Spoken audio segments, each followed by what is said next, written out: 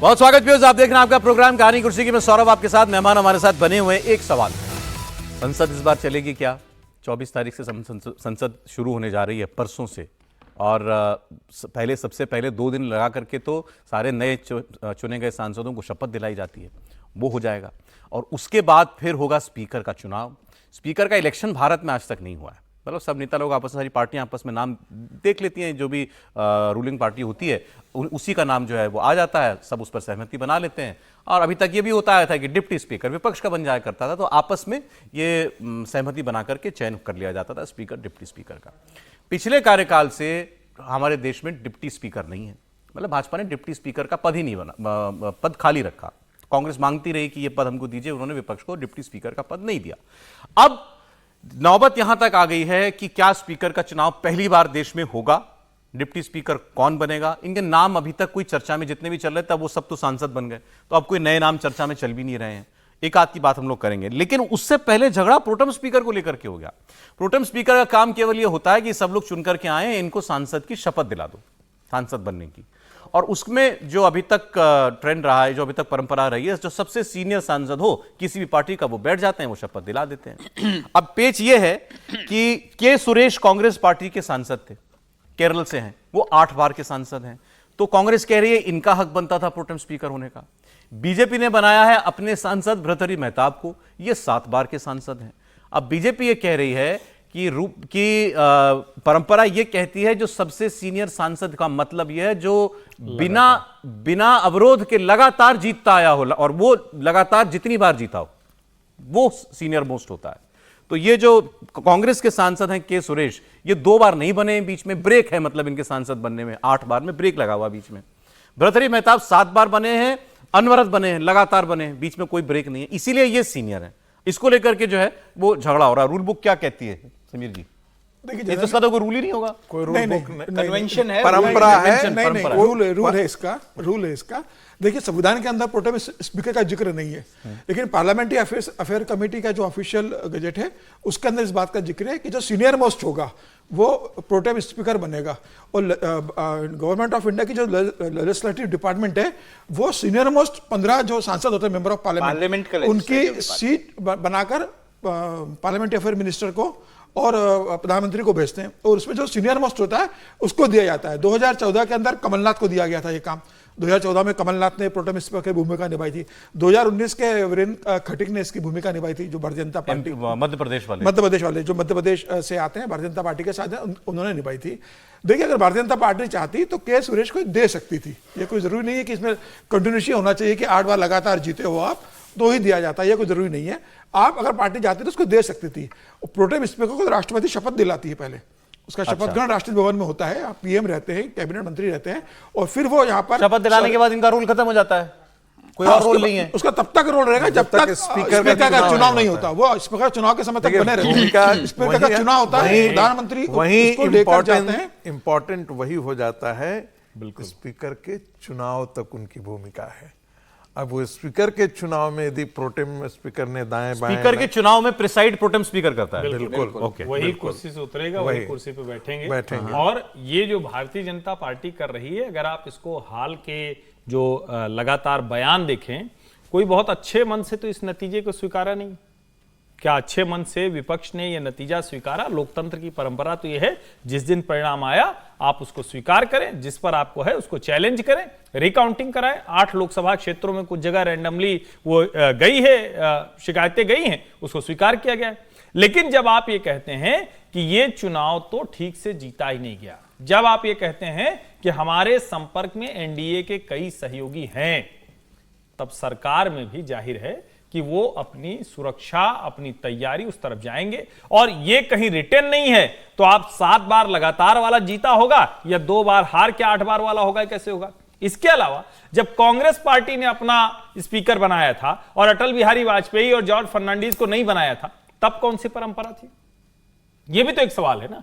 उस वक्त तो सबसे वरिष्ठ अटल बिहारी वाजपेयी थे, उसके अलावा जॉर्ज फर्नांडीज भी थे, लेकिन आपने उनको नहीं बनाया। तो प्रेसिडेंट अलग अलग हैं। परंपरा की बात करें तो सीनियर छोड़ दिए, प्रेसिडेंट छोड़ दिए। अब अगर यही बात, सर खतरा क्या बीजेपी को, क्या खतरा लग रहा होगा? मान लीजिए कि प्रोटेम स्पीकर कांग्रेस के होते, तो इतना तो आपके पास है ना, आप अपना स्पीकर नहीं बनवा सकती? नहीं, वैसे तो वोट डिवीजन होता है। हाँ। बड़ा सीधा सा है कि वोट डिवीजन होगा और डिवीजन में मेजॉरिटी है, इसमें और कुछ मेजॉरिटी तो है उनके पास। देखिए इसमें बकायदा सीक्रेट वोट है, अगर वोट करने जाएंगे तो सीक्रेट वोट। हाँ, लेकिन फिर भी मेजॉरिटी सीक्रेट वोट में कोई मुश्किल थोड़ी ना है, मेजॉरिटी में हो जाएंगे। लेकिन प्रोटेम स्पीकर अगर किसी भी तरह का एक, जिसको कहते हैं ना कि लोकसभा शुरू होने से पहले, सरकार की पहला जो सत्र है उसको शुरू होने से पहले कोई नए तरह का कुछ शुरू कर देता है, कोई नया ऐसा क्रिएट कर देता है, तो वो एक मुश्किल की चीज होती है। शायद इसके लिए जिसको कहते हैं ना कि सावधानी वाला मसला है, जिस तरह का माहौल है। अब डिप्टी स्पीकर कौन बनेगा इसको लेकर के सवाल है, और विपक्ष ये कह रहा है कि ठीक है फिर चुनाव कराओ स्पीकर के लिए। आज तक चुनाव नहीं हुआ था स्पीकर का। देखिए, मुझे लगता है कि इसमें परेशानी भी नहीं है, ठीक है, चुनाव हो जाने चाहिए। तब दोनों चुनाव में विपक्ष हारेगा। तब तो दोनों चुनाव में देखिए ऐसे भी, देखिए ऐसे भी भारतीय जनता पार्टी को न तो स्पीकर का तो बात ही नहीं होता है, डिप्टी स्पीकर का पद भी कांग्रेस को या विपक्ष को देने की कोई जरूरत नहीं है, देना भी नहीं चाहिए। क्यों नहीं देना चाहिए? मैं इसलिए कह रहा हूं कि जब विपक्ष का रवैया इस बात पर है कि हम संसद नहीं चलने देंगे, विपक्ष इस बात के लिए है कि ये जो हुआ है चुनाव, उसके परिणाम से हम संतुष्ट नहीं है। विपक्ष ये कह रहा है, आज भी कह रहा है कि भाई ये सारा अभी भी रिगिंग हुआ है, अभी भी जो है वो बैलेट बॉक्स से यदि चुनाव होता नहीं है, बोला राहुल। हाँ, तो कुछ और निष्कर्ष होते। यदि फ्री एंड फेयर चुनाव होता तो ये 100 पर होते, हम कहीं और होते। यदि इस मानसिकता से है कोई पूरा, देखिए ये पूरी की पूरी राजनीति, ये पूरा संसद जो है, मैं मान करके चल रहा हूं ये कन्फ्रंटेशनिस्ट मोड में विपक्ष है।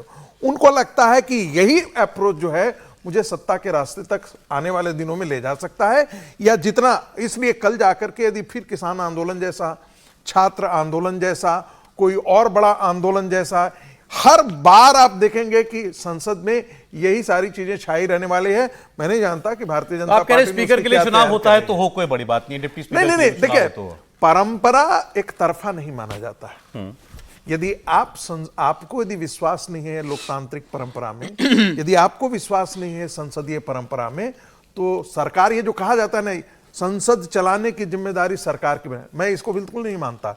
हो सकता है अरुण जेटली जी ने एक समय कहा हो, इसमें दोनों की जिम्मेदारी बनती है। मैं आपको दूसरी तरफ से इसको कहें भाई, कांग्रेस अगर ये कहे भाई तुम प्रोटेम स्पीकर तक तो हमारा नहीं मान रहे हो, जो जिसका काम केवल 3 दिन का है, और हमसे चाह रहे हो कि हम तुम्हारा स्पीकर मान लें। देखिए कॉन्स्टिट्यूशन क्या कहता है, कॉन्स्टिट्यूशन में प्रोटेम स्पीकर पे क्या कहा गया है, 181 जो सेक्शन है वो ये कहता है कोई भी मेंबर जो है वो प्रोटेम स्पीकर बनाया जा सकता है। बिल्कुल बिल्कुल, इसीलिए सीनियर विनर का भी चक्कर नहीं है। कोई देखिए उसमें कुछ भी नहीं है, उसमें सीनियरिटी वगैरह कुछ नहीं है, प्रोसीजर में भी नहीं है, किसी चीज में नहीं है। ठीक है, कन्वेंशन भी कुछ होते हैं ना, परंपराएं भी होती है। परंपरा मैं आपको बता तो रहा हूं कि अटल बिहारी वाजपेयी और फर्नांडिस को नहीं बनाया। मैं एक संसदीय परंपरा का उदाहरण छोड़िए ना, आप अभी कह रहे हैं कि वो न माने तो ये न माने, न मानिए आप, मान कहां रहे हैं, लेकिन उसके आगे की बात, आप बाकायदा संसद में एक छोटा सा निर्णय होता है कि सारी मूर्तियां एक जगह रहें, सब एक साथ, उसको आप स्वीकार करने को तैयार नहीं, उसमें आप साजिश खोज रहे हैं।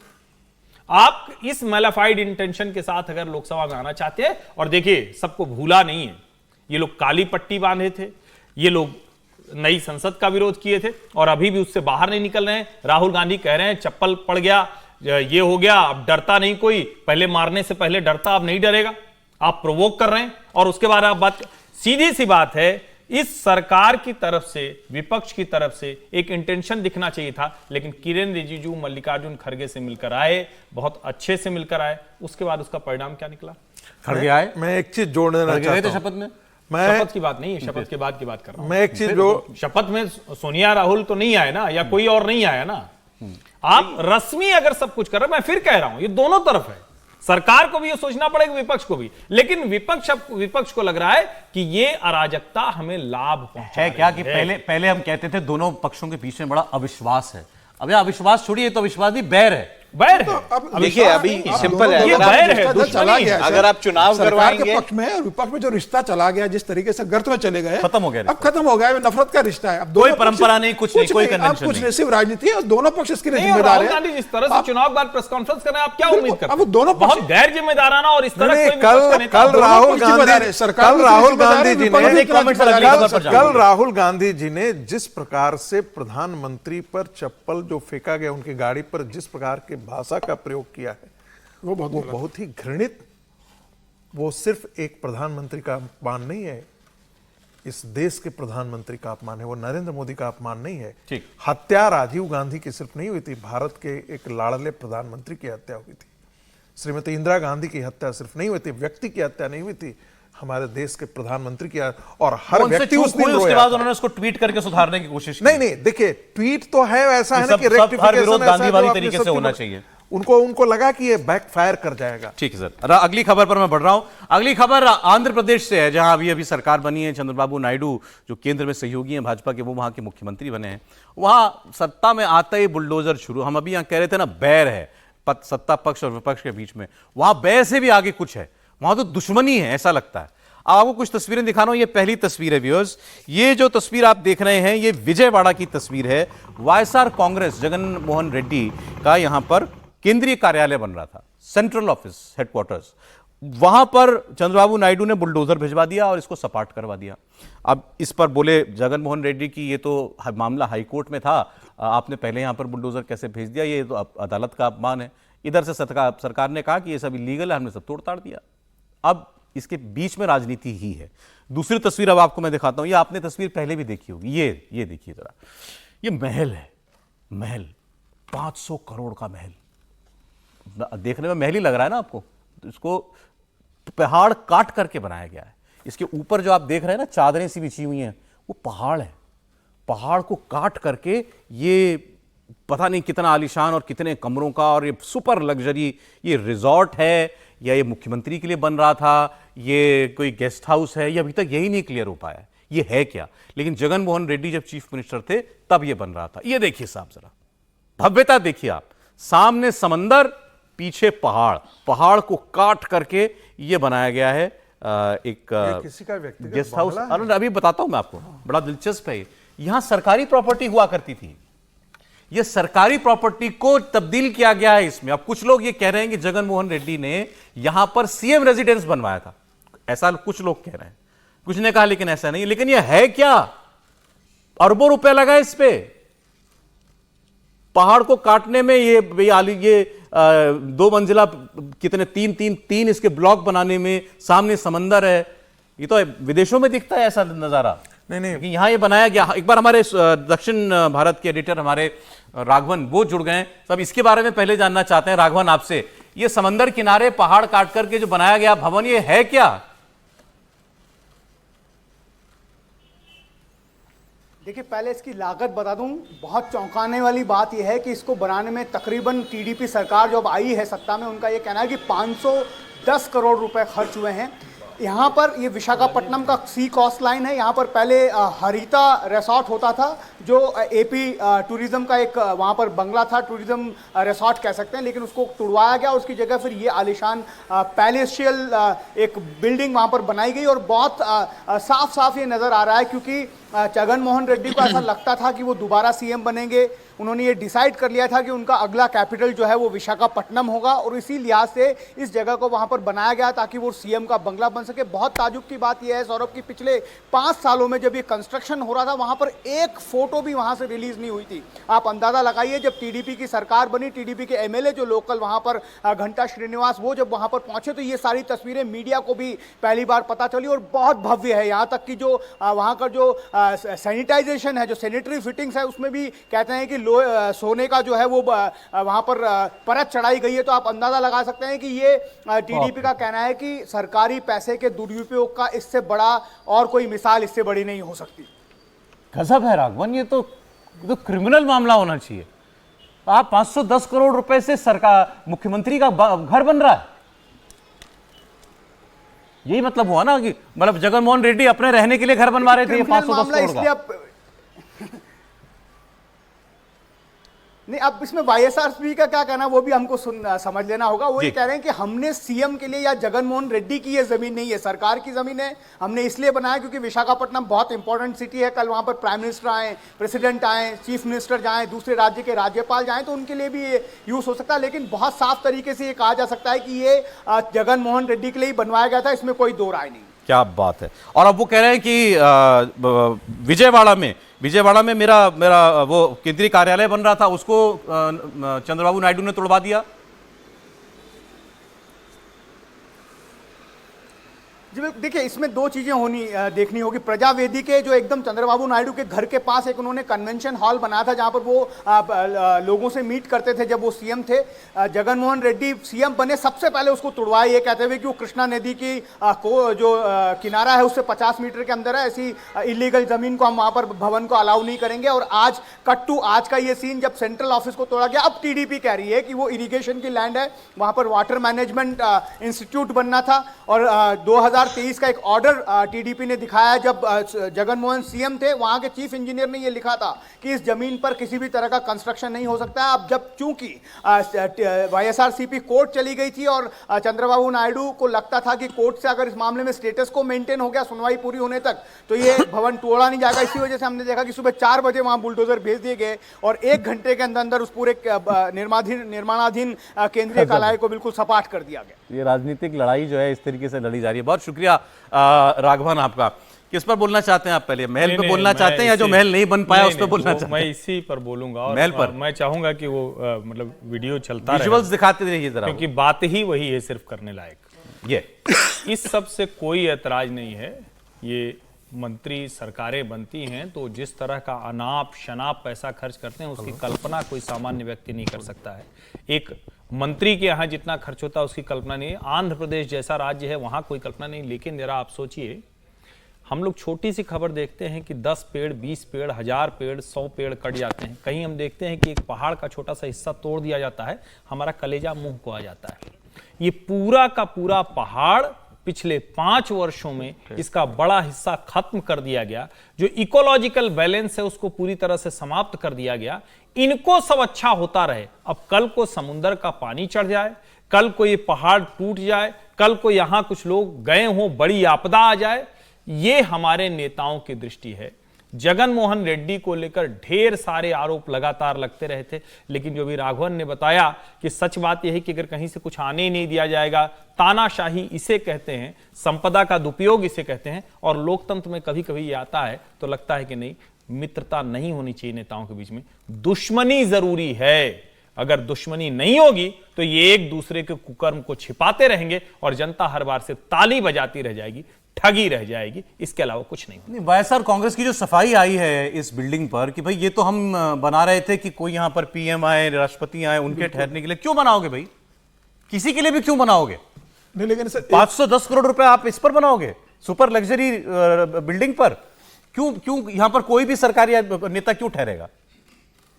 देखिए, साक्षी टीवी इन्होंने लॉन्च किया था जगनमोहन रेड्डी जब इनके पिता मुख्यमंत्री हुआ करते थे। उस समय कितना पैसा इसने मीडिया इंडस्ट्री में पंप किया था, कितने माइंस के अंदर इसका इन्वॉल्वमेंट था, अरेस्ट हुए, जेल गए, जेल से बाहर आए, उसके बाद कोई कार्रवाई नहीं। और यह इतना बड़ा महल बनाया तो पर्यावरण मंत्रालय की क्या एनओसी ली है इन्होंने? केंद्रीय मंत्रालय देता है ना पर्यावरण। 5 साल बीजेपी की सरकार थी, क्या बीजेपी ने इसके लिए परमिशन दी है कि पहाड़ तोड़कर वहां पे सब बनाया जाए? ये जांच होना चाहिए। कौन जाने सर। तो यही सत्ता का संगठन और सत्ता का संरक्षण, क्योंकि जगनमोहन रेड्डी वो तो बना अपने लिए रहे थे, उनको लग रहा था मैं परमिशन तो ली होगी ना। मेरा ये कहना है परमिशन तो किसी से ली होगी, केंद्र एजेंसी से परमिशन तो ली होगी ना। में देखिए ऐसे इंसिडेंट्स हैं जहां पर स्पेशल परमिशंस जो हैं नेताओं ने ऐसे काम करने के लिए ली है। क्या केंद्र सरकार इसके ऊपर नजर नहीं है? 5 साल में कितना बड़ा पहाड़ में ये 9.88 एकड़ में बना हुआ पूरा वो है। और पहाड़ में खैर ये बात तो सही है, आपको समझ में आया ना, नेता लोग कुर्सी के लिए कुछ भी कर गुजरने के लिए क्यों तैयार रहते हैं? ये है इसीलिए रहते हैं। नहीं, आप सिर्फ यहीं रुक गए, इससे आगे जाइए। क्यों नेताओं के बेटा नेता बनते हैं, उनके बेटा नेता बनते हैं, उनके बेटे नेता बनते हैं, और उनके गर्भ में पलने वाले बच्चे भी नेता बनने के लिए तैयार और ज्यादातर नेताओं का अपने नाम इसलिए पे कुछ नहीं ये तो होता, शुक्र है गाड़ी कि इसकी रजिस्ट्री नहीं करवा ली। इसलिए सौरभ जी, नेताओं की तो गाड़ी तक अपने नाम पे नहीं, सब कुछ अलग नामों पे। सौरभ जी, इसलिए होता है कि आप कुछ भी नहीं करके, एक इंजीनियर बनने के लिए आपको कम से कम कंपटीशन देना पड़ेगा, मेडिकल जाने के लिए आपको कंपटीशन देना पड़ेगा। इसके लिए तो आपको पढ़े लिखे होने की आवश्यकता नहीं है ना। इसके लिए तो आपको जमीन पर एक तिकड़मबाज ये सब चीज कर लीजिए, बाकी खत्म हो जाती है। चलिए साहब, ये भी एक ऐसी चीज है कि दुनिया के सामने आनी ही चाहिए थी। अब ये बदले में कर रहे हो चंद्रबाबू नायडू, चाहे कैसे कर रहे हो, इसको इसके अंजाम तक जरूर पहुंचाएं। नहीं, लेकिन चंद्रबाबू नायडू जो है सूद के साथ लौटाएंगे जरूर वाईएसआर। आज समय इतना ही, बहुत शुक्रिया आप लोगों का, राहुल जी, हर्षवर्धन जी, समीर जी, प्रोफेसर साहब, बहुत धन्यवाद। आप देख रहे थे कहानी कुर्सी। कल फिर लौटेंगे हम 1 बजे। नीट पेपर लीक कांड की कहां तक पहुंची जांच, पटना से हजारीबाग तक पेपर लीक कांड में कितने नए किरदार सामने आ रहे हैं, आज क्या क्या बड़े खुलासे हुए, राजधर में होगी बात दोपहर 3 बजे।